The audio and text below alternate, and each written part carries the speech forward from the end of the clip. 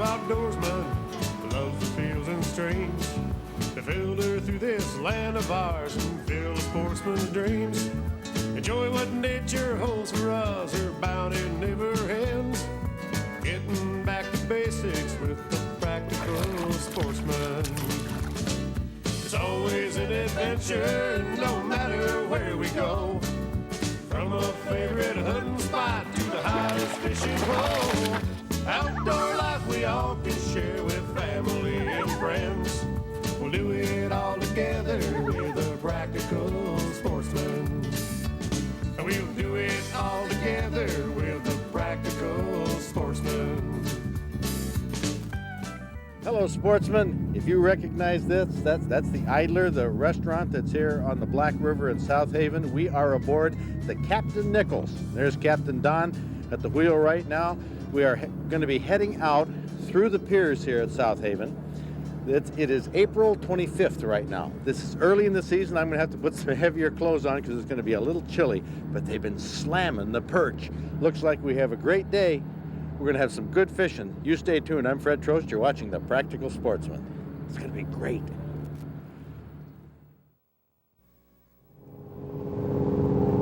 Dockside, South Haven, 8 a.m., Sunday, April 27th. Boats full of anglers hopeful of cashing in on the early spring perch fishing were streaming out through the pier heads from the Black River to Lake Michigan. We were aboard the Captain Nichols perch boat along with 46 other anglers. It was a calm day, so lots of small boats were heading to the perch fishing grounds.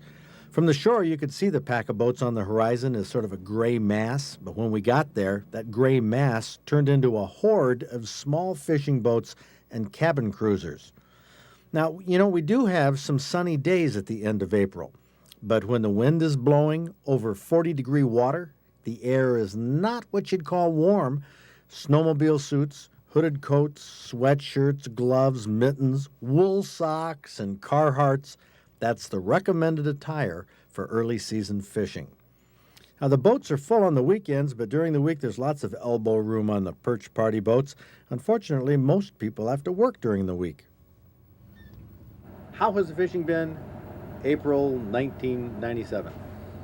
First 2 weeks, bad weather again, but now she's shaped up. We've had, 9 straight days of decent weather, and the schools are getting large. Fishing's been fantastic, and the weather has been cooperating with us. But the end of March was all right for a week or so, and then we had those 2 weeks of bad weather. So if we can keep the weather normal, we should have a good year. It's starting out good. What about May? How does that stack up? Because it's a late spring, water temperature today was still in the low 40s. I'm saying that most of May, it's when they go to spawn, things will slow down. And that might not be now till the latter part of May, where normally it's about the middle of May. So I'm looking for a good May. Just no wind, that's what we want. Just no wind. I'm loving this to death. Okay. Well, you may know I've developed a bit of a reputation for not filling my bucket on these perch fishing trips, so hooking one of the first fish of the day was a big kick. They're down 71 feet, so it's going to be a little bit of a crank. All right, here it is. Here we go. This is big news. I mean to say this was big news. The fact that I caught a perch in the first few minutes made it on the marine radio in a matter of moments. Maybe my present would be good luck rather than a jinx. All right, now I need a bucket. Captain Don mentioned that he was looking for calm days with no wind for the best fishing.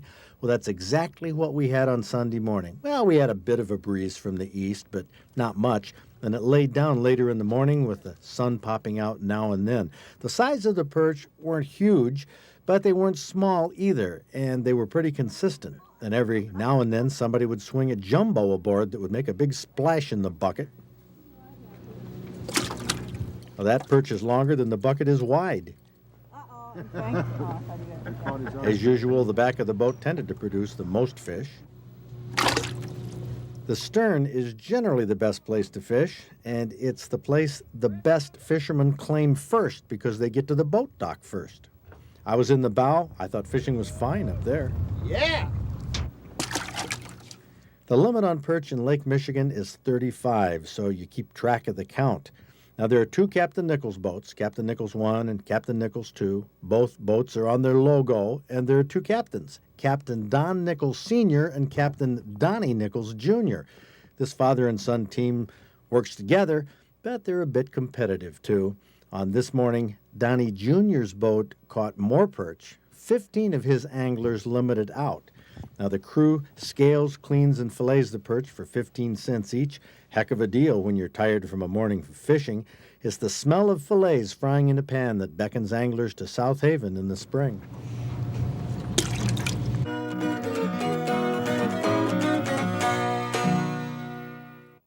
Oh man, the taste of those perch fillets, I'm thinking about going back on Monday. We shot that footage last Sunday. Matt Radzalowski did the camera work.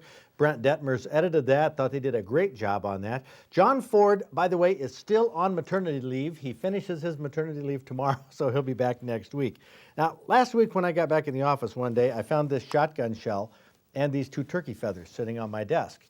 I knew that was Tim Farragut's signal that he got his turkey in Clinton County. Now, he got what's called a jake. Do you know what a jake is, a jake turkey? Well, a guy named Dave Ritter sent us a video. He's from Elkton. He shot this 3 years ago on May 14th. It explains what a jake and a tom is. And actually, this is where Practical Sportsman goes from PG to R. But it's a wild video. A big tom turkey, full strut, wings touching the ground. That's classic. Just like the pictures we used to draw in school at Thanksgiving time. You know, they never told us in school why the turkeys were strutting. Obviously, they're proud of themselves, but the springtime is when the strutting is really important. The tom turkeys strut and display like this to attract hens for mating. Now, the big toms are the ones the hens are attracted to, but the smaller toms, the young ones, they strut and display too. Here are a couple of the youngsters. They're not called toms, they're called jakes. Jakes, just like it sounds. This big one here is a tom. He's dominant. Bigger body, heavier, longer spurs on his feet, which he can use for fighting. In this scenario here, a live hen is behind him, and off to his right is a decoy. It's a solid body flambeau decoy that imitates a hen. I'm going to give you a little lesson here on how to tell a tom from a jake. Notice how the middle feathers in the tail fan of this jake are longer. They stick up. The middle feathers mature first. They're the full-grown feathers, sort of like buck teeth on a kid. So besides the fact that the beard protrudes from the breast and is short on a jake, its outside tail feathers are short too compared to the tail feathers on a mature tom. See how all of his tail feathers are the same length? They're all grown out. Easy way to tell a young turkey from an older one. It's the older toms that do the breeding of the hens, and we're getting into that right here. Now, this is called mounting. I think you can see why. The hen lies right down on the ground, and the tom stands on her back. For crying out loud, he doesn't stand still either. I mean, he's wobbling and moving, and just to let you know, this is not a short process. This went on for about 4.5 minutes. The two jakes kept their distance. Of course, they haven't done this before themselves, I don't think, so they may have been as amazed to see this as we are.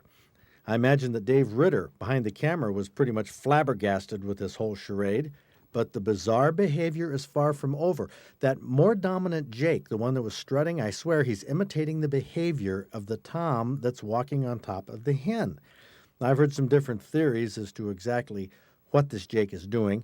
Nothing substantiated, but I'd say he was going through the paces, so to speak, that he sees the big tom doing on top of that hen 30 or 40 yards away. Now, Bubba appears to be massaging the back of that hen, but I can't imagine that it's very comfortable for her. Now get this. Another hen comes strolling by. Apparently, this broke the mood. At least the tom stopped his stomping or whatever he was doing and checks out the new hen now. Now, this definitely broke the pattern for whatever was going on, whatever kind of ritual was happening there. Big Bubba is not inspired until the strange hen clears the frame. Then he kind of half-heartedly starts the ritual again, but not with the enthusiasm he had worked up before he was interrupted, so rudely interrupted. The mating took place very quickly after this. He was done, and she runs off, probably saying to that other hen, "I'll tell you about this later, but I've had enough for now." Well, there you go. Stuff they never told you about when we were coloring in the Thanksgiving turkeys back in elementary school. But hey, the bizarre behavior is not over yet. We've done features on this program in years past showing the reactions of tom turkeys to decoys. Now, keep in mind that these decoys may look realistic from a distance to us, but they don't move. They're not made of feathers. They're made of foam or hard plastic, and they don't move. You'd think this would be a clue to a tom that he's being duped. But this tom seems to think that the decoy is real. He displays. He seems enamored all over again, despite the fact that a real hen comes strolling by. Maybe it was the one that he jumped a few minutes before. She looked a little ruffled. The two jakes are still working their best stuff off to the side, but they can't attract any hens. So here we have the big tom, supposedly the monarch of the woods and fields. He's lived a long time. He should be pretty darn smart, but if he's so smart, what does he think he's doing now? Just watch. This is a decoy, you doofus. Can't you feel that under your fingernails? Those aren't feathers. That's plastic. That's not a turkey. This would be bizarre to see by itself. But we just saw this big gobbler mating with a real live hen a few minutes earlier. And now he does exactly the same thing with a hard plastic decoy. Listen to what this sounds like.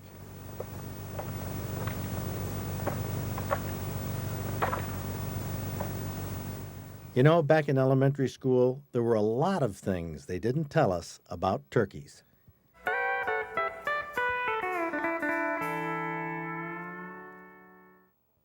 So go ahead, tell me how smart these wild turkeys are. I think that video that Dave Ritter sent us, and thank you, Dave, for sending us that. He captured that.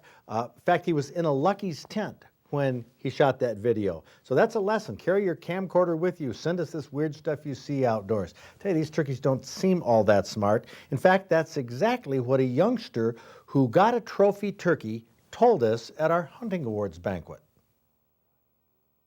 Josh Lewis from Rockford. Tell me about this, Josh. You're not a veteran turkey hunter, are you? No, it was my first day ever turkey hunting, and we had them on the roost the night before. We came in and right at light. We thought it was too early. They flew down right into the perfect clearing, right in the middle of the 2-track, and there was a bank, and he was walking right. He almost walked behind it, so I couldn't get a shot. And I shot right before he went around it and dropped him right there. Wow. So you didn't have to call them or anything? They just came down? They just came down right there. Did you have any decoys or Mm-mm. Did you have calls? No. Do you think you deserve this? Yes, you do. Yes, you do. He's out there hunting, giving it his best, using the strategy, finding him on the roost. You got in the right spot. Mm-hmm. That's the way to go. And that's a nice mount, too. How long is that beard? 10.5 inches. Wow. Josh Lewis, you're quite a turkey hunter. Congratulations. Thanks.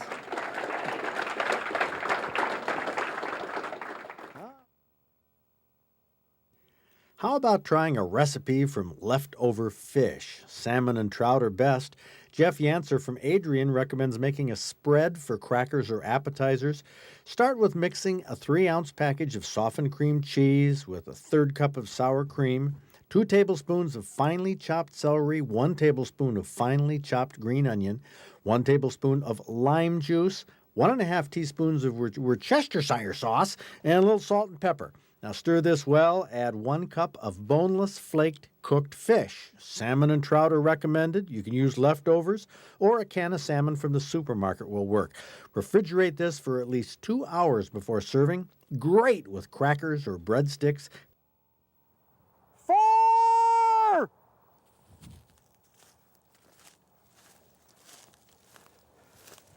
You see a ball anywhere? Hey, this is kind of different, huh, for Practical Sportsman? Well, I tell you, we're trying out some new things on this show. In fact, what gave us this idea, I'll show you this in just a minute, Dominic Troya called us the other day.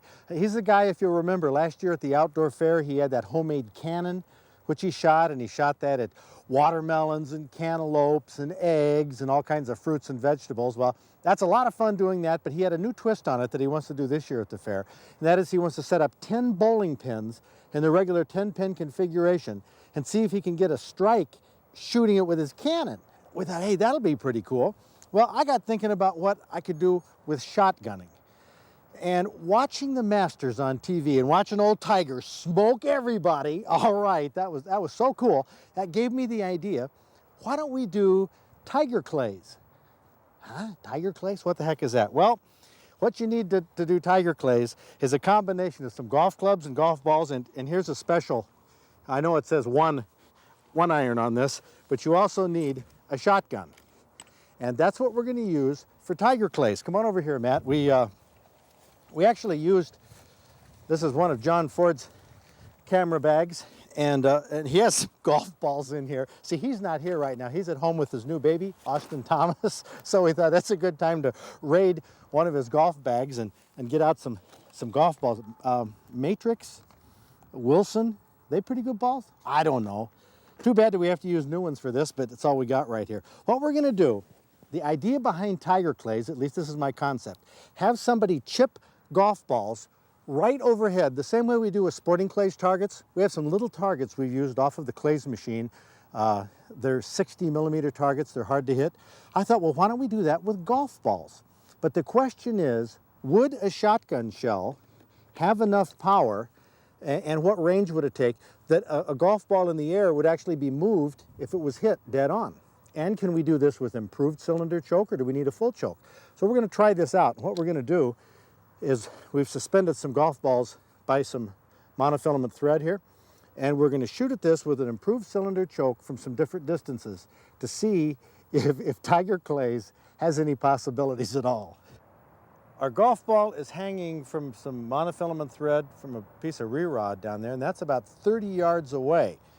And I'm gonna come in here right next to the camera to make this 30 yards, and I'm gonna be using this double barrel shotgun, this is my Clays gun, and put this in the left barrel, which is my modified barrel. Now from 30 yards away, we wanna see, and I know this isn't a ball flying through the air, but we wanna see what happens if we hit it.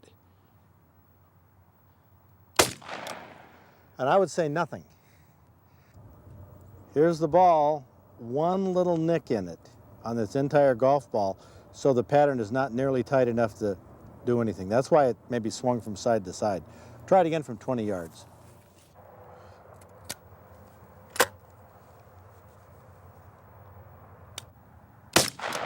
Whoa, that was better. Yeah, that was an improvement, but you know, the ball didn't move very far. Has a few marks on it, but still, I don't think the 20 yards with an improved or modified choke is enough. We're gonna have to ring up another ball here and try it from 10. My prediction is Johnny can kiss his ball goodbye. Oh. Well, this time it kicked it back here a good 10, 12 feet. Oh yes, there we go. We got more pellets into it. But you know, shooting at a target this small, there's one pellet that's actually embedded in the ball itself. Huh, I think we've got something here.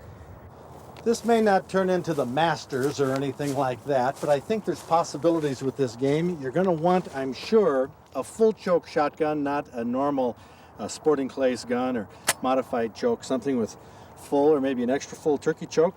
You don't need a golf bag either, but this is kind of cool, kind of the ambiance of it all.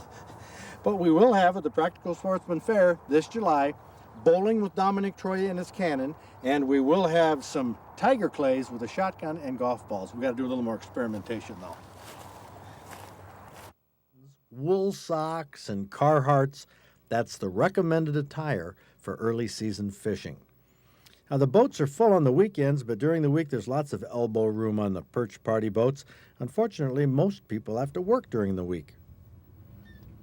How has the fishing been April 1997? First 2 weeks, bad weather again, but now she's shaped up. We've had, 9 straight days of decent weather, and the schools are getting large. Fishing's been fantastic, and the weather has been cooperating with us. But the end of March was all right for a week or so, and then we had those 2 weeks of bad weather. So if we can keep the weather normal, we should have a good year. It's starting out good. What about May? How does that stack up? Because it's a late spring, water temperature today was still in the low 40s. I'm saying that most of May, it's when they go to spawn, things will slow down. And that might not be now till the latter part of May, where normally it's about the middle of May. So I'm looking for a good May. Just no wind, that's what we want. Just no wind.